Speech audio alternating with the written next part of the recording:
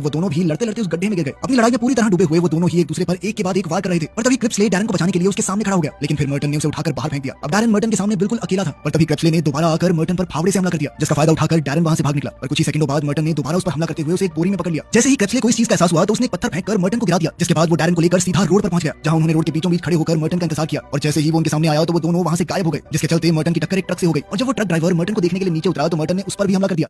उधर क्रिप्सले डैरन को horror show के कैंप में ले गया, जहां उसकी मुलाकात वहां पर रह रहे सभी लोगों से हुई। क्रिप्सले ने मिस्टर टॉल को टाइनी के प्लान के बारे में भी बताया कि कैसे वो डैरन को अगवा करने की कोशिश कर रहा था। ठीक उसी समय पर डैरन उनकी बातें टेंट के बाहर खड़ा होकर सुन रहा था। तभी उसकी मुलाकात एक लड़की से हुई और डैरन ने उसे भी अपने साथ बातें सुनने के लिए बुला लिया। पर तभी सर्कस हेड को उन दोनों के बारे में पता चल गया, जिसके बाद उन्होंने उस लड़की से डैरन को एवरेस्ट की टेंट में ले जाने को कहा, जो अब उसका नया घर बनने वाला था। और रास्ते में उस लड़की ने ये जिम्मेदारी एक छोटे राक्षस को दे दी। फिर एवरेस्ट ने अपने नए साथी को उसका कमरा दिखाया। अगले दिन स्कूल में कुछ लड़के डैरन के बारे में बकवास कर रहे थे और उनकी बातें सुनते ही स्टीव ने एक लड़के के मुंह पर मुक्का मार दिया। इस लड़ाई की वजह से कर्सी ने भी उसे क्लास से बाहर निकाल दिया, जिसके बाद स्टीव का मन बहुत ज्यादा खराब हो गया। और तभी टाइनी उससे मिलने के लिए पहुंचा और उसने स्टीव को बताया कि उसका बेस्ट फ्रेंड अभी भी जिंदा है और उसी ने स्टीव के हाथ से वैम्पायर बनने का मौका छीन लिया था। और ये सब बताकर टाइनी ने स्टीव को भड़काना चालू कर दिया। उधर डैरन को